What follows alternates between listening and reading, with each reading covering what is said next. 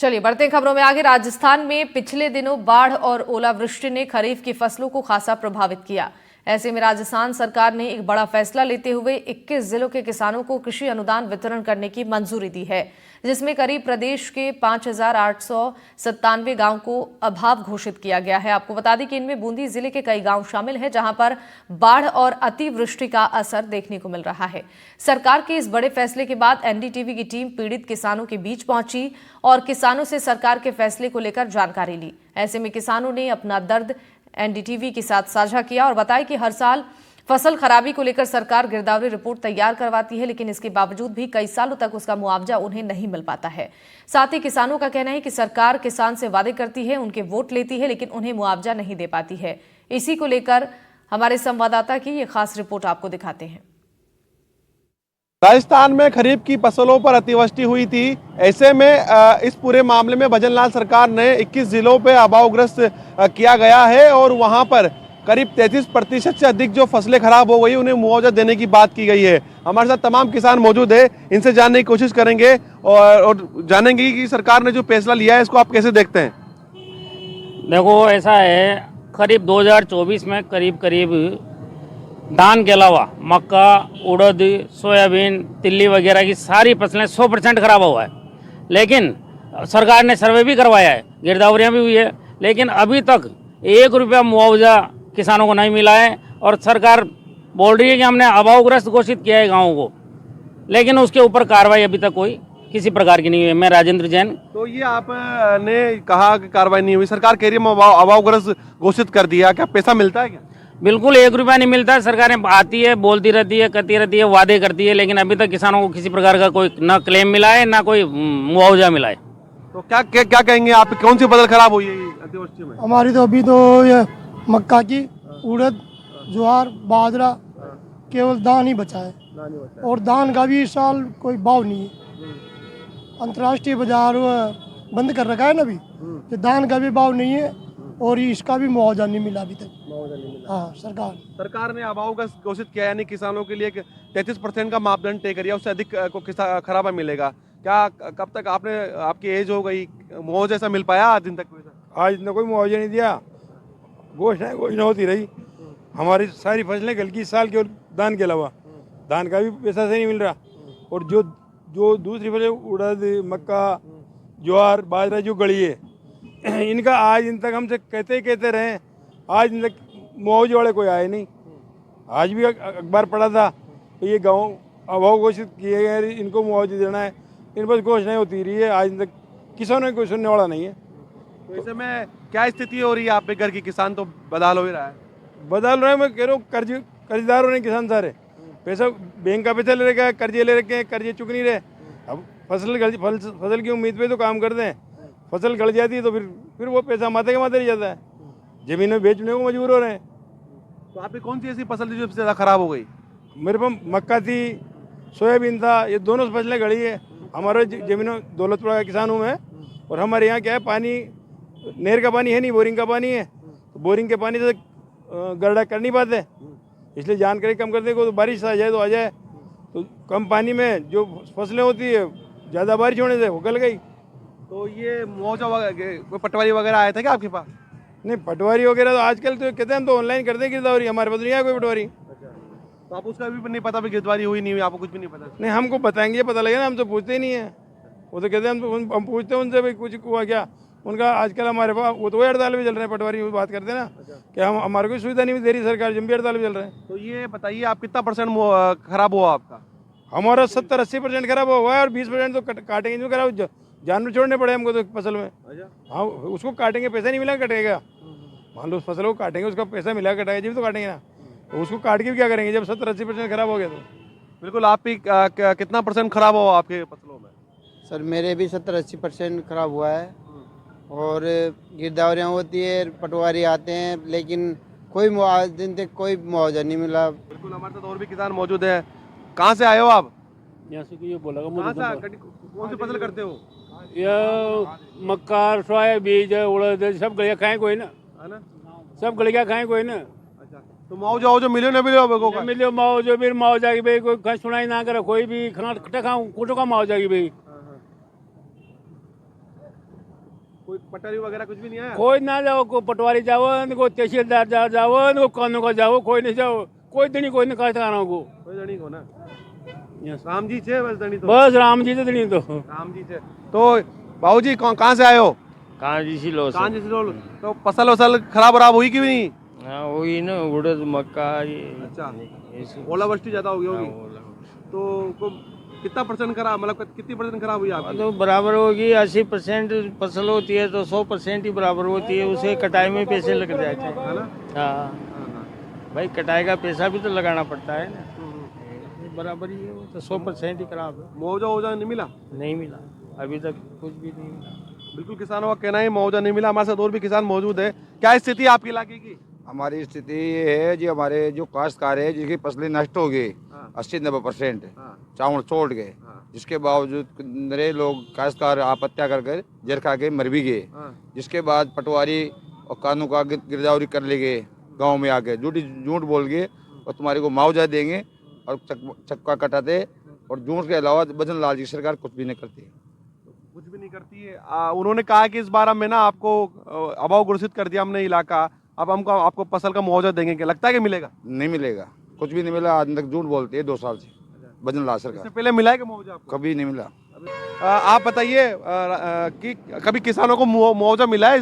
आप क्या मानते हैं? हाँ, 2015 में ज़रूर करीब की फसलें करीब नष्ट हो गई थी और गेहूं की फसल भी नष्ट हुई थी ओलावृष्टि से, तो उस समय ज़रूर मुआवजा मिला था। बाकी तो ये सरकारें वादा करती रहती है, आदेश भले ही कर दे, गिरदावरियों का करवा लेती है, सर्वे भी होता है, लेकिन मुआवजे के नाम पे किसानों को आज दिन तक एक पैसे की वो नहीं मिली, मतलब हाँ एक पैसा सहयोग का नहीं मिला। तो करीब की फसल में बूंदी में ये उड़द सोयाबीन मक्का की फसलें ज़्यादा खराब हुई? कंप्लीट पूरे बूंदी जिले में करीब में उड़द, मक्का, सोयाबीन और तिल्ली, ये चारों पांचों फसलें जो है करीब करीब 100% 90% का खराब है इसमें रहा है, और काश्तकारों की इससे स्थिति बड़ी दयनीय है और काश्तकार लगातार कर्जे में डूबता जा रहा है। तो बिल्कुल हमारे साथ ये तमाम लोग मौजूद थे, तमाम किसान मौजूद थे। इनका साफ तौर से कहना है कि मक्का, उड़द, सोयाबीन और तिल्ली की जो फसलें थी वो खराब हो गई, 50% से अधिक वो खराब हो गई। किसी किसानों की तो जो है पूरी फसल जो है पानी में तबाह हो गई। ऐसे में किसानों ने कहा है कि सरकार मुआवजे की बात करती है, गिरदावरी रिपोर्ट तैयार करने की बात करती है, लेकिन जमीनी स्तर पर जो है इन्हें कुछ नहीं मिल पाता। इन्होंने कहा कि सरकार एक ठोस कदम उठाए और किसानों का जो पूरा नुकसान हुआ है उसकी भरपाई करे, तब जाकर जो आदेश सरकार ने दिया है इसकी कहीं ना कहीं पूर्ति हो पाएगी। इन्होंने तमाम आरोप प्रत्यारोप भी सरकार पर लगाए हैं और किसान को जो है भेदभाव करने के भी यहाँ पर आरोप लगाए गए हैं। एनडीटीवी इंडिया के लिए मैं बूंदी से सलीम अली। किसानों के हित में सरकार के इस बड़े फैसले को लेकर किसान खुश नजर आ रहे हैं। किसानों का कहना है कि जो गांव अब अभावग्रस्त में शामिल किए गए हैं उनके किसानों को काफी फायदा मिलेगा। ऐसे में बात भरतपुर जिले की करें तो भरतपुर के 418 गांव को अभावग्रस्त घोषित किया गया है, जिससे जिले के किसान बेहद खुश हैं। किसानों का कहना है कि इससे फसलें काफी सही रहेंगी और इस फैसले से उन्हें काफी राहत भी मिल पाएगी, क्योंकि कई बार अतिवृष्टि से खरीफ की फसल नष्ट हो जाती थी। प्रशासन के द्वारा खराब फसलों की गिरदावरी कराई तो जाती थी, लेकिन उसके बावजूद भी किसानों को आर्थिक मदद नहीं मिल पाती थी। हमारे संवाददाता ने किसानों से खास बातचीत की है, दिखाते हैं रिपोर्ट। राजस्थान के मुख्यमंत्री भजन लाल शर्मा का किसानों के प्रति एक बड़ा फैसला है। बताया जा रहा है कि जो राजस्थान के करीब 5000 से अधिक गांव हैं उनको अभावग्रस्त घोषित किया गया है। देखा जाता है कि खरीफ एवं बाढ़ग्रस्त जो फसल होती है वो कहीं न कहीं जब कभी ओलावृष्टि होती है या अतिवृष्टि होती है तो फसल है उसे काफ़ी नुकसान होता है। देखा जाता है कि कई बार जो सरकार है वो गिरदावरी के आदेश भी जारी करती है, लेकिन किसानों को जानेंगे कि इतनी राहत मिलती है या नहीं मिलती है। लेकिन खास तौर पर देखा जा रहा है कि अगर भरतपुर जिले की भी बात की जाए तो भरतपुर जिले को भी शामिल किया गया है। करीब 418 गांव हैं, इन्हें शामिल किया गया है। बताया जा रहा है कि ये जो अभावग्रस्त हैं वो SDRF कृषि से अनुदान आदान करने की मंजूरी दी गई है। मेरे साथ में कुछ किसान हैं, आइए उनसे हम बातचीत करते हैं। क्या नाम है आपका? मेरा नाम सर घनश्याम है। घनश्याम जी, क्या कहेंगे जो CM के द्वारा अभी अभावग्रस्त जो फैसला लिया गया उसको आप लेकर के क्या कहेंगे आप? ये तो बढ़िया है सर, ये जो फैसला लिया है CM ने ये बढ़िया है। किसान के जो हित में जो सोचता है अगर वो CM ऐसा है तो बहुत बढ़िया है साहब। कभी कभी ओरे पड़ जाते हैं, कभी बरसात आ जाती है, कभी बहुत मतलब किसान की अब तक कोई मिला नहीं है किसी भी किसान को। तो आप तो लंबे समय से खेती कर रहे होंगे। हाँ, लंबे समय से हमारे दादा परदादा, मैं भी खेती कर रहा हूँ, मैं भी एक किसान हूँ। ज्यादातर खरीफ की फसल होती है तो अतिवृष्टि और ओलावृष्टि भी होती है उस समय। हाँ, बारिश हमारा एक मतलब क्या है, जमीन है जो बंद बोलते हैं, जैसे पहाड़ का पानी आता है उसमें खराब हो जाती है। बाजरे की फसल बोते हैं हम, तो बाजरे की उसमें सब पूरी फसल नष्ट हो जाती है, उसमें कुछ मिलता नहीं। लेकिन अब ये जो अभावग्रस्त गांव घोषित किए गए हैं तो कहीं ना कहीं अब लोगों को राहत मिलेगी। राहत मिलेगी, इससे बहुत फायदा होगा। मैं तो ये कह रहा हूँ, धन्यवाद देना चाहता हूँ मुख्यमंत्री का, जो ये ऐसा फैसला लिया है उन्होंने, किसान के हित में सोचा है, बहुत बढ़िया है। अच्छा, पहले देखा जाता था कि जब अभावग्रस्त गांव भी होते थे जहाँ लगता था किसानों की फसलें खराब हुई हैं, चौपट हुई हैं, लेकिन पैसा वैसा नहीं मिल पाता था।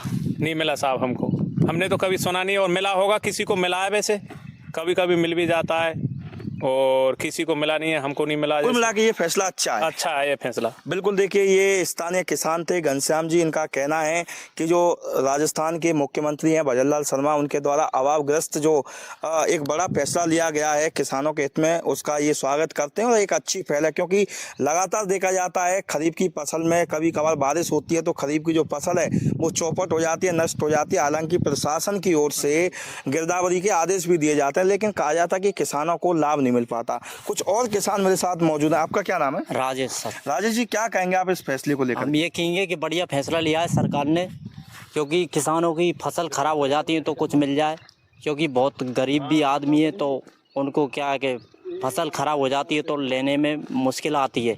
भरतपुर जिले के 418 गांव भी शामिल किए गए हैं इसमें? जी सर, किए गए हैं। अच्छा फैसला लिया है सरकार ने, हम इनके लिए बहुत बहुत धन्यवाद देते रहिए। बिल्कुल। देखिए, ये ज़्यादातर देख रहे हैं जो ये फैसला आया है किसानों के हित में, ज़्यादातर किसान हैं वो इससे प्रसन्न हैं, खुश हैं, क्योंकि अब ये जो फैसला है कहीं ना कहीं किसानों के हित से जुड़ा हुआ है। कुछ और भी किसान मेरे साथ मौजूद हैं, आइए उनसे हम बात कर लेते हैं। क्या नाम है आपका? मेरा नाम शिवम है। शिवम जी, क्या कहेंगे, क्या फैसला है ये राजस्थान की जो भजनलाल शर्मा मुख्यमंत्री जो बेसिक भरतपुर के रहने वाले हैं, इन्होंने किसानों के लिए बहुत अच्छा फैसला लिया है, क्योंकि भरतपुर में अधिकतर सरसों की खेती की जाती थी, और जैसे कि भरतपुर के अलावा बयाना, यहाँ पे पानी की काफ़ी ज़्यादा कमी थी, तो पानी की कमी होने की वजह से यहाँ पे कभी कभार तो फसलें सूखे की चपेट में आ जाती हैं, या फिर बयाना के जो आसपास जो क्षेत्र है बारिश होती थी उस समय फसलें पानी से गल के नष्ट हो जाती थी। तो यहाँ के किसानों का दोनों तरीके से मरना था। गर्मी में मतलब पानी की वैसे समस्या रहती थी, बारिश के समय भी गलने की संभावना थी फसल की। अभी तक हम देखने के जहाँ तक है, हमारी कई बार फसलें भी खराब हुई हैं, लेकिन इनके लिए कभी भी सरकार की तरफ से कभी कोई मुआवजा नहीं मिला। अभी भी इससे पहले भी जब बारिश हुई, पटवारी आए, सारी चीज़ें हुई, लेकिन कभी भी किसी भी किसान के खाते में अभी 1 भी रुपये बीमा का राशि का अभी तक नहीं आया। लेकिन अब अभावग्रस्त घोषित किया गया है, भरतपुर भी इसमें शामिल है, तो अब लगता है कहने अब इसमें क्या है कि थोड़ी सी उम्मीद ये देखी जा रही है कि जो सीएम है यहाँ के वो भरतपुर के रहने वाले हैं, तो ऐसा लगता है कि भरतपुर के हैं तो भरतपुर के लिए ज़्यादा से ज़्यादा कोशिश करें कि कुछ अच्छा ही हो सके। बात श्रीगंगानगर की करें तो जिले के किसानों में सरकार के इस फैसले को लेकर आक्रोश नजर आ रहा है। जिले के केवल 2 गांवों को ही सरकार ने प्रभावित घोषित किया है, जिसको लेकर किसान नाराज हैं। ऐसे में एनडीटीवी से बातचीत में किसानों ने बताया कि प्राकृतिक आपदा के चलते किसानों को हर बार नुकसान झेलना पड़ता है, लेकिन अधिकारियों द्वारा समय पर सही रिपोर्ट नहीं दिए जाने की वजह से अक्सर किसानों को सरकार से मिलने वाली राहत राशि नहीं मिल पाती है, और इसकी मुख्य वजह यह है कि किसान अधिकारी अपने कार्यालयों में बैठकर ही ये रिपोर्ट तैयार करते हैं। हाल ही में राजस्थान सरकार द्वारा 21 जिलों में जो प्राकृतिक आपदाओं के चलते उन जिलों को राहत प्रदान की गई है। इसी बातचीत को लेकर श्रीगंगानगर जिले के 2 गांवों को भी प्रभावित घोषित किया गया। किसान हैं, उनकी 33% से अधिक फसलें खराब होने के बाद हैं वो उन गाँव के किसानों को सरकार ने विशेष अनुदान जारी किया है। हमारे साथ उसको लेकर क्या है श्रीगंगानगर के किसानों की राय, हमारे साथ गंगानगर के किसान मौजूद हैं, हम उनसे बातचीत करते हैं। सर, आप बताएं कि जो राज्य सरकार ने कल गंगानगर जिले के 2 गाँव के किसानों को, 2 गाँव के जो किसान हैं उनकी फसलों में बाढ़ और ओलावृष्टि के चलते विशेष गिरदावरी के निर्देश दिए थे, जिसमें 2 गाँव में जो फसलों के खराबे को घोषित किया गया है। क्या कहना चाहेंगे, क्या मतलब सिर्फ जिले में 2 ही गाँव में फसलें खराब हुई थी? श्रीगंगानगर और हनुमानगढ़ जिले में हजारों गाँवों के अंदर प्राकृतिक आपदा के कारण फसलें खराब हुई हैं। सिर्फ 2 गाँव को मुआवजा देना ये किसानों के साथ एक प्रकार से मजाक है। ऊँट के मुंह में जीरे के समान जो कहावत है, ये वही कहावत हो रही है।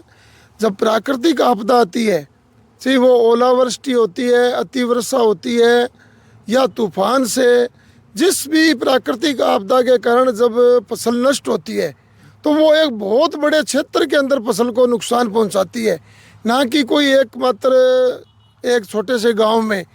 तो ये निश्चित रूप से ये जो प्रशासन है जिनका काम है कि खराबे की गिरदावरी करवा के और उचित रिपोर्ट भेजना, क्योंकि ये अधिकारी और कर्मचारियों की लापरवाही होती है। और इसी के साथ इस बुलेटिन में बस इतना ही। नमस्कार।